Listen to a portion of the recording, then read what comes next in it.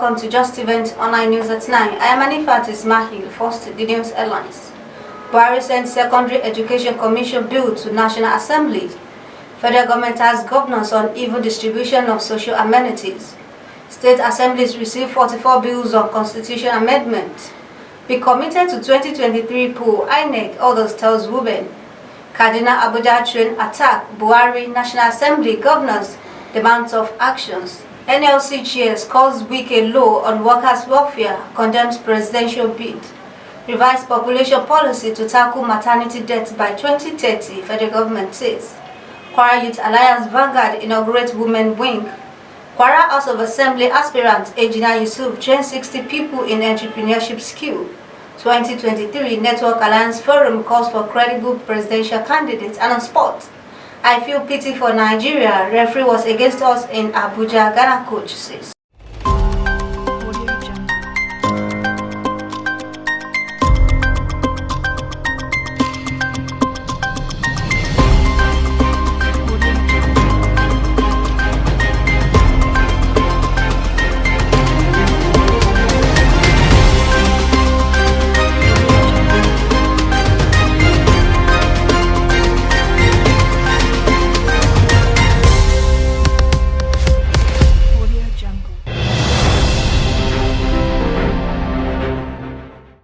Now the news in details.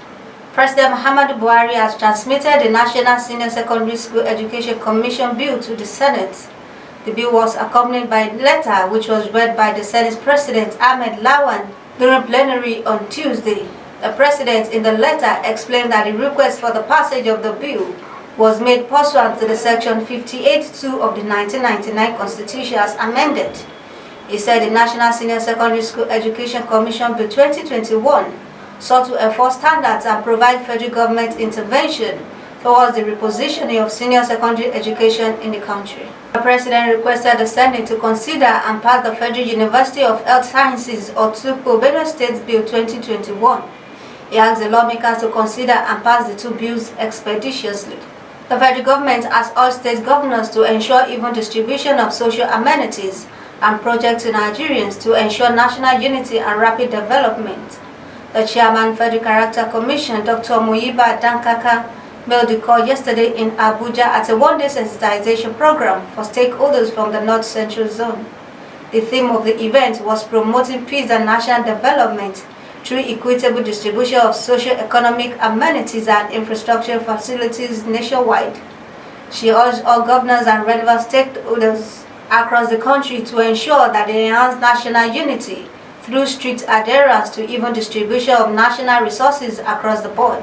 Also, the Secretary to the Government of the Federation, Mr. Boss Mustafa, said it was essential for socio-economic and infrastructure facilities in the country to be fairly and equitably distributed among the various geopolitical zones. The National Assembly has transmitted the 44 recently passed constitutional alteration bills to the 36 States House of Assembly for concurrence.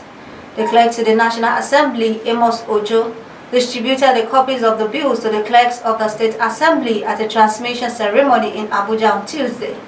The National Assembly on March 1, 2022, voted on the 68th amendment recommended by the Joint Senate and the House of Representatives Special Ad Hoc Committee on the Review of the 1999 Constitution.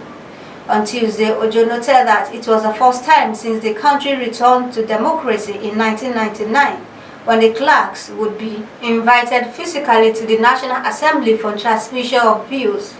The clerk also noted that the process was in compliance with the Section 9(2) of the Constitution. He added that the Ninth Assembly has delivered on the key to legislative priority and has equally passed 44 bills for the alteration of the Constitution of the Federal Republic of Nigeria. The Independent National Electoral Commission, INEC, and stakeholders have urged women to be committed to 2023 elections. The stakeholders said Nigeria has qualified women that can win election, adding that they will be given opportunity to contest for positions. Speaking at the Women Aspirants Summit 2022 in Abuja on Tuesday, INEC's Director of Gender and Inclusive Department, Mrs. Blessing Obidegu, said INEC will operate within create a level playing ground for stakeholders, especially women, to participate in the electoral space. Obidegu, who was represented by Abibat Abdulkarim Jato, noted that the Commission, as a gender-responsive government institution, will support actions and advocacy to enhance the electoral system. At least 8 of the 398 passengers who boarded the ill-fated Kaduna-bound train from Abuja around 6 p.m. on Monday have been confirmed dead by the federal and state government, while 28 are currently hospitalized and several others still unaccounted for. The Kaduna State Commissioner for Internal Security and Home Affairs, Samuel Aruwan, who confirmed the figures, also disclosed that from the manifest received from the Nigerian Railway Corporation, 398 passengers bought tickets, but 362 were validated.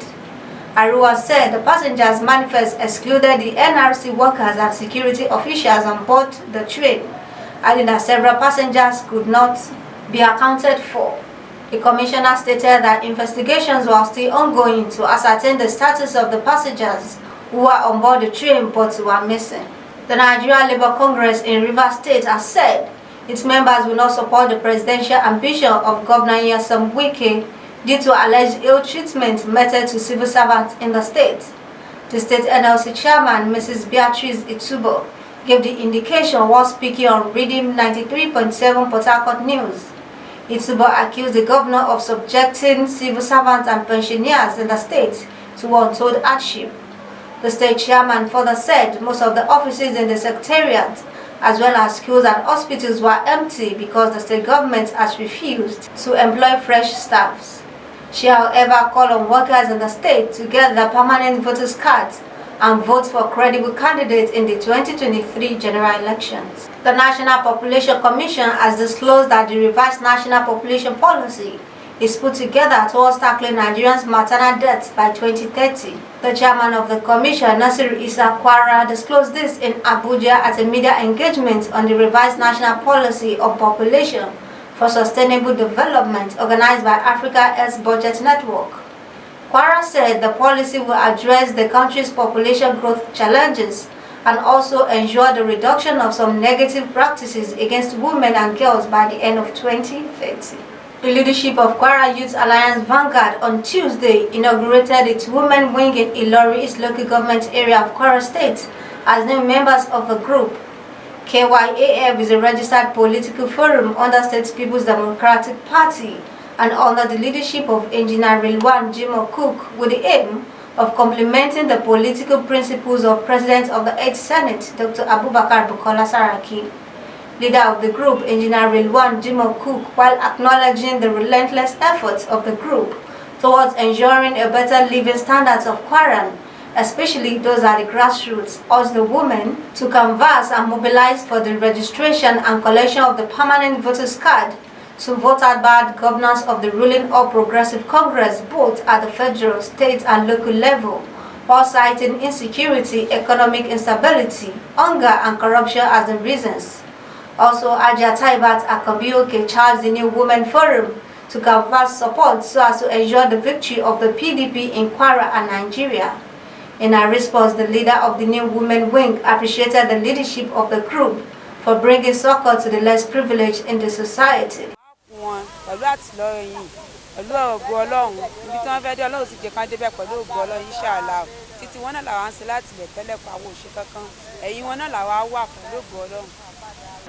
Responding to Just Events Online correspondent Mr. Salman Akim reaffirmed the support for the group.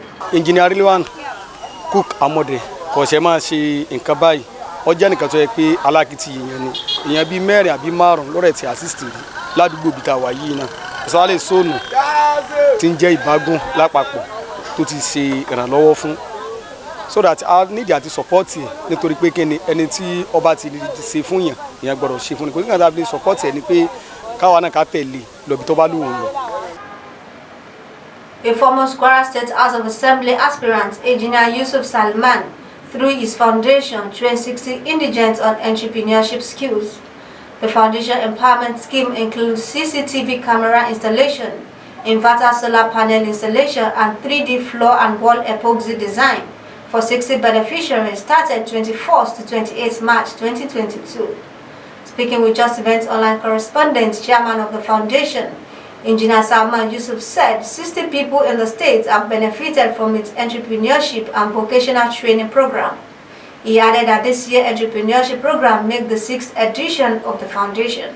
He said the program is specifically designed to impact positive skills acquisition, create entrepreneurial spirit, broaden horizon, and provide a competitive advantage. He urged the beneficiaries to make judicious use of their acquired skills. 3 categories of Millennium Skill was introduced to the new trainees. How do I do that? The first set of people, they learn on how to do CCTV camera and installation. They are about 80 in number. The second set of people, they were trained on how to do solar and inverter building. And then the third category of them, they were trained on how to do 3D floor and wall epoxy design. Altogether, there are 60 in number. But purposely, for this empowerment, I did it in order to support Governor Abdurrahman Abdulrazak second term agenda. I promise, by God's grace, by the next time, maybe in the subsequent 3 or 4 months, another one gigantic is still coming.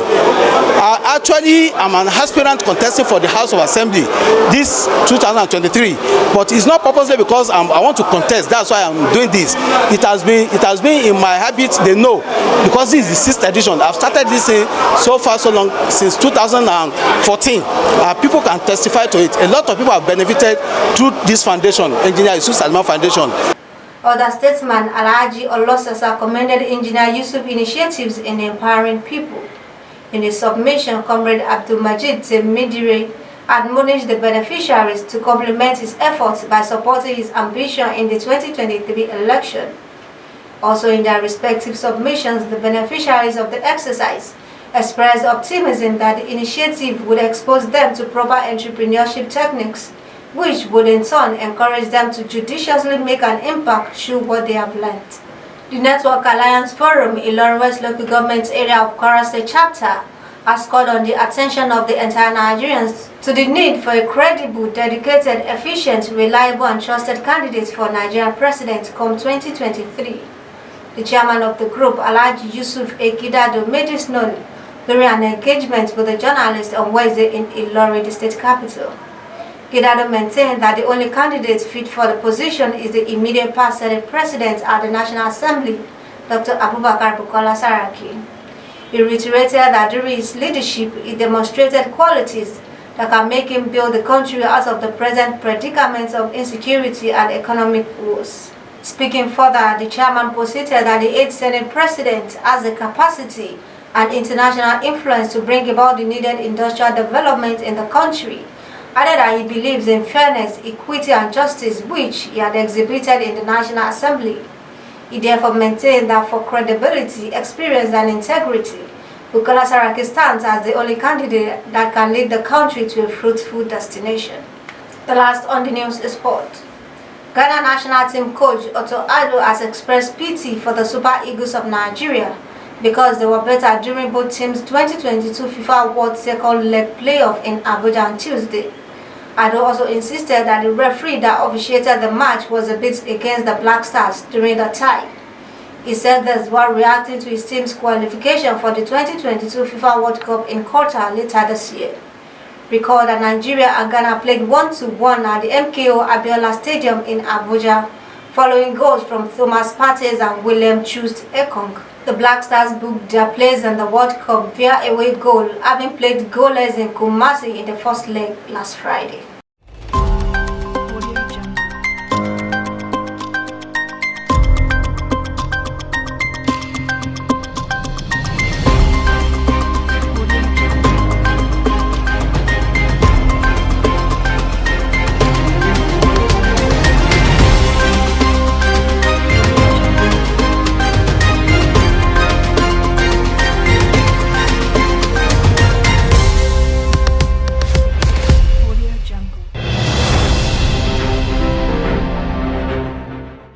We have come to the end of the news on Just Events Online. Here is the recap of the story. Buhari sends Secondary Education Commission Bill to National Assembly. Federal government asks governors on even distribution of social amenities. State assemblies receive 44 bills of constitution amendments. be committed to 2023 poll, INEC orders tells women. Kaduna Abuja train attack Buhari National Assembly, governors demand tough actions. NLC chair scores Wike low on workers' welfare, condemns presidential bid. Revised population policy to tackle maternity deaths by 2030, federal government says. Kwara Youth Alliance Vanguard inaugurates women wing. Kwara House of Assembly aspirant Engineer Yusuf trained 60 people in entrepreneurship skill.